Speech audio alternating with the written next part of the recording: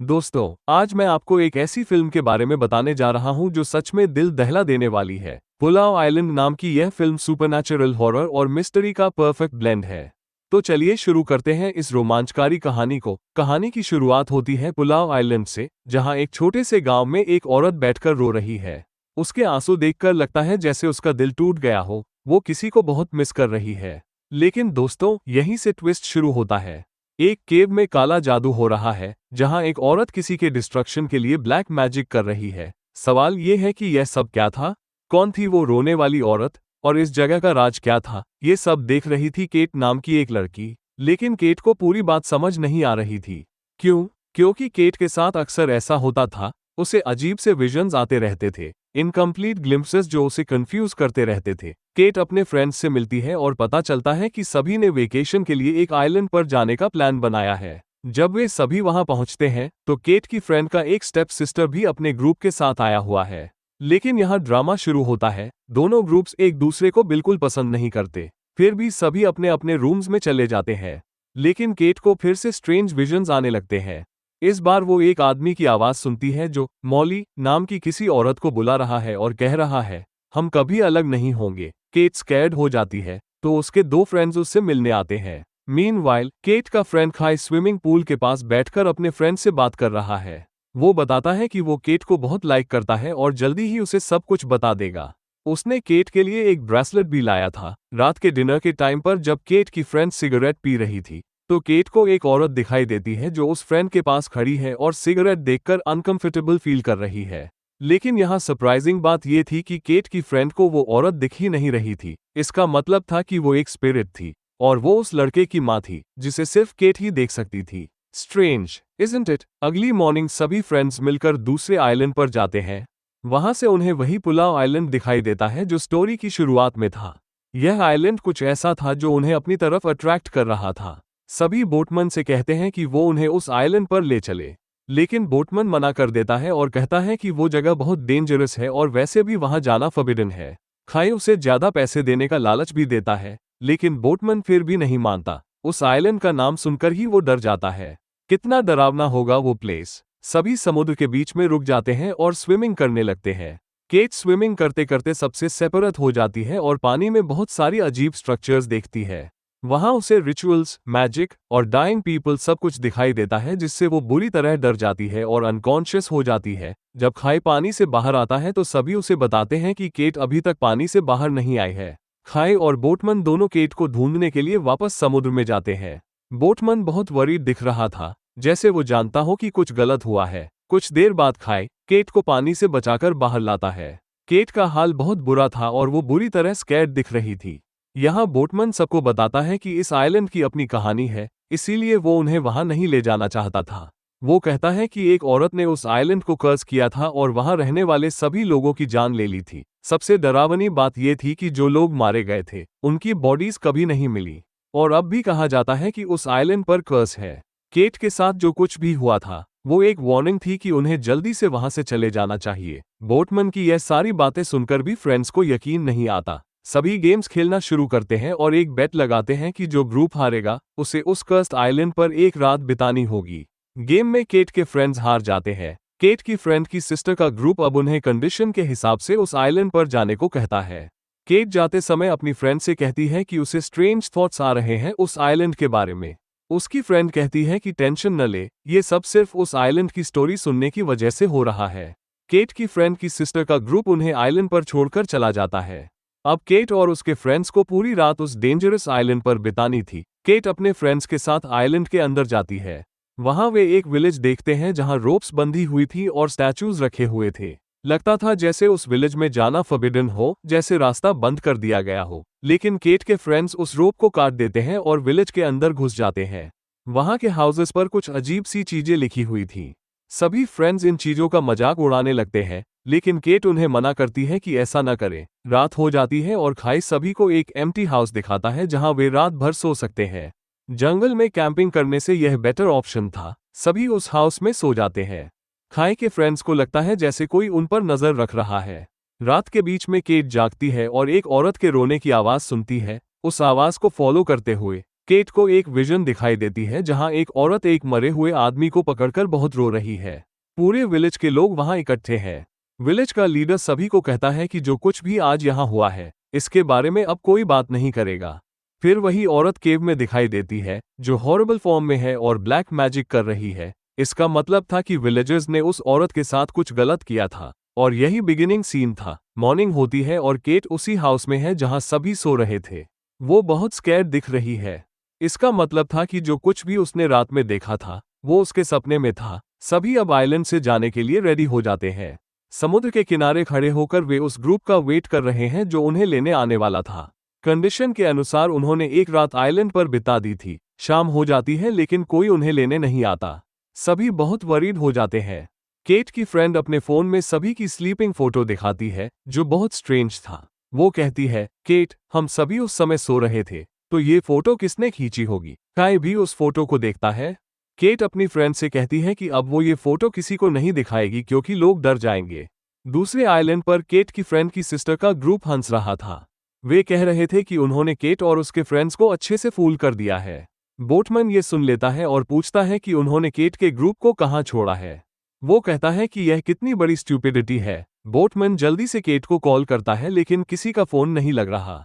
वो एक voice message छोड़ता है कि अगर वे उस आइलैंड पर हैं तो वहां एक विलेज है, वहां मत जाना।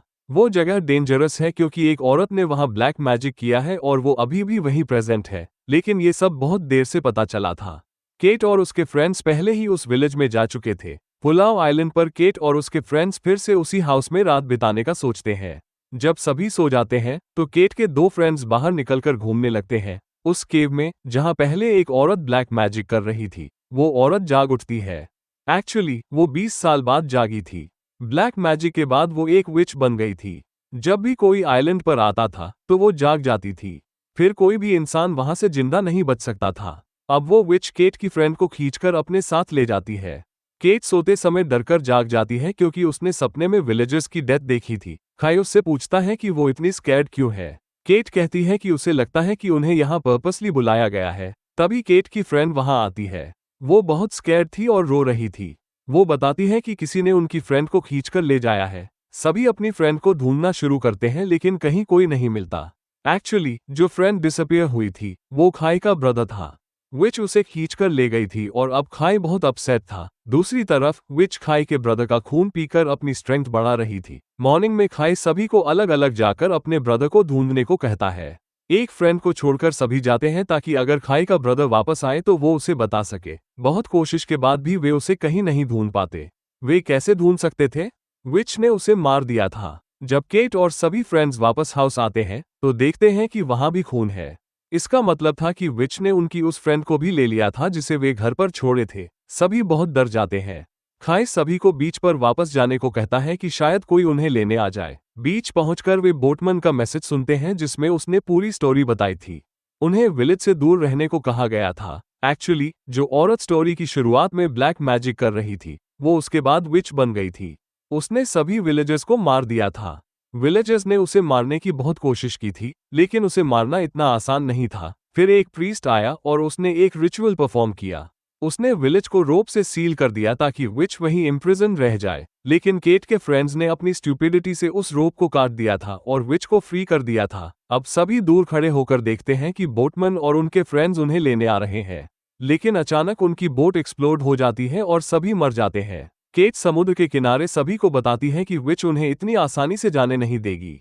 उसने अपनी विजन में देखा था कि जो कुछ भी वे सुन रहे हैं वो सब सच है। पहले उन्हें इस कर्स को खत्म करना होगा जो इस विलेज पर है, तभी वे वहां से निकल सकेंगे। सभी फिर से रोप बांधते हैं।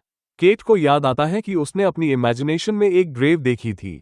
जब वे सभी वहां जाते हैं और केट उस ग्रेव को टच करती है तो उसे यहाँ उस विच की पूरी स्टोरी दिखाई देती है। केट को पता चलता है कि वो शुरू से विच नहीं थी। उसका असली नाम मॉली था जिसका नेम हमने स्टोरी की शुरुआत में सुना था। एक दिन दूसरे विलेज से एक लड़का मॉली के विलेज में आया। दोनों को एक दूसरे से प्यार हो गया। उन्होंने शादी की और साथ रहने लगे। लेकिन मॉली के विलेजर्स को ये बिल्कुल पसंद नहीं आया, इसलिए उन सभी ने मिलकर मॉली के हस्बैंड को मार दिया, जिससे मॉली कंप्लीटली टूट गई। फिर वो केव में गई और ब्लैक मैजिक करना शुरू किया।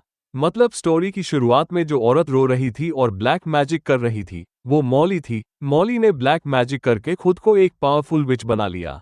उसने विलेज को कर्स किया और सभी को मार दिया। पूरी स्टोरी जानने के बाद केट अपने फ्रेंड्स को सब कुछ बताती है कि उन्हें उस केव में जाना होगा, वहीं से सब कुछ ठीक हो सकता है। सभी अब उस केव की तरफ जाते हैं। रास्ते में मॉली विच उन पर नजर रख रही थी। एक कनाल को क्रॉस करते समय मॉली विच उन पर अटैक करती है और उनकी एक फ्रेंड को ले जाती है। केट बहुत सैड हो जाती है। अब सिर्फ 4 लोग बचे थे। रात में एक जगह आराम करते समय जब केट अपनी फ्रेंड से बात कर रही थी तो उसे किसी की आवाज सुनाई देती है। एक्चुअली मॉली विच उन्हें मिसलीड करने की कोशिश कर रही थी। वो केट की फ्रेंड की मां के रूप में उनके सामने आती है और उनकी एक फ्रेंड को अपने साथ ले जाती है। अब सिर्फ 3 लोग बचे थे, केट, खाई और उनकी एक फ्रेंड। वे उस केव तक पहुंच जाते हैं जहां मॉली विच अपना ब्लैक मैजिक करती थी और रहती थी। केव के अंदर जाने पर वे देखते हैं कि विच उनकी फ्रेंड को मार रही है और फिर उन पर अटैक करती है। खाई उससे फाइट करता है। तभी केट को वहां एक डॉल मिलती है। जब वो उसे अपने हाथ में लेती है तो उसे पूरी स्टोरी समझ आ जाती है। एक्चुअली मॉली उस समय मां बनने वाली थी। जब विलेजर्स ने उसके हस्बैंड को मारा तो मॉली को भी मार दिया। इससे उसका बच्चा जन्म से पहले ही मर गया। विलेजर्स पर कर्स मॉली ने अपने बच्चे की वजह से दिया था। अगर मॉली का बच्चा जिंदा होता तो वो कभी इस तरह की विच नहीं बनती। सब कुछ जानने के बाद केट उस डॉल को लेकर केव से बाहर भागती है। विच भी उसके पीछे केव से बाहर आती है। खाई और उसकी फ्रेंड उसे रोकने की कोशिश करते हैं लेकिन नहीं रोक पाते। मॉली विच ने उन दोनों को भी मार दिया। अब वो खुद केट के पीछे जाती है। केट उस जगह पहुंच जाती है जहां मॉली का घर था। यहाँ केट को मॉली के सभी पास्ट मोमेंट्स दिखाई देते हैं। तभी मॉली भी वहां आ जाती है और केट को मारने की कोशिश करती है। लेकिन केट मॉली को वही वर्ड्स कहती है जो उसका हस्बैंड कहा करता था। केट कहती है, तुमने अपना दर्द अंदर छुपा लिया है मॉली, इसे बाहर निकालो। जब मॉली यहाँ अपना पेन फील करके रोना शुरू करती है और पुराने मेमोरीज के बारे में सोचने लगती है तो वो कम्प्लीटली ठीक हो जाती है। वो विच के फॉर्म से अपने रियल फॉर्म में आ जाती है और मरने के बाद की दुनिया में चली जाती है। उसने विलेज से कर्स भी खत्म कर दिया था और केट को पानी में फेंक देती है। हम देखते हैं कि उसने केट को वापस उसी टाइम पर भेज दिया था जब वो पहली बार अपने फ्रेंड्स के साथ समुद्र में स्विमिंग करने गई थी। एक हाथ केट को पानी से बाहर खींचता है जो खाई का था। केट ये देखकर खुश हो जाती है कि उसके सभी फ्रेंड्स जिंदा है। उसने मॉली को विच के फॉर्म से भी फ्री कर दिया था। इस तरह उस विलेज का कर्स भी खत्म हो गया था। स्टोरी के अंत में हमें मॉली और उसके हस्बैंड को दिखाया जाता है कि वे पहली बार कैसे मिले थे। और इसके साथ ही इस फिल्म की स्टोरी भी यहीं समाप्त हो जाती है। दोस्तों, ये फिल्म सच में एक पावरफुल मैसेज देती है कि कैसे प्यार और समझ से सबसे बड़े कर्स को भी तोड़ा जा सकता है। मॉली एक विच नहीं थी, बल्कि एक ब्रोकन वुमन थी जिसका प्यार उससे छीन लिया गया था। केट ने जो कंपैशन और अंडरस्टैंडिंग दिखाई, वही मॉली के दिल को टच कर गई और उसे अपने पेन से लिबरेशन मिल गई। ये स्टोरी हमें सिखाती है कि रिवेंज से कुछ नहीं मिलता, लेकिन प्यार और समझ से सब कुछ ठीक हो सकता है। क्या आपको लगता है कि अगर विलेजर्स ने मॉली और उसके हस्बैंड को एक्सेप्ट कर लिया होता तो ये सब कुछ नहीं होता? कमेंट में बताइए कि आपको ये स्टोरी कैसी लगी।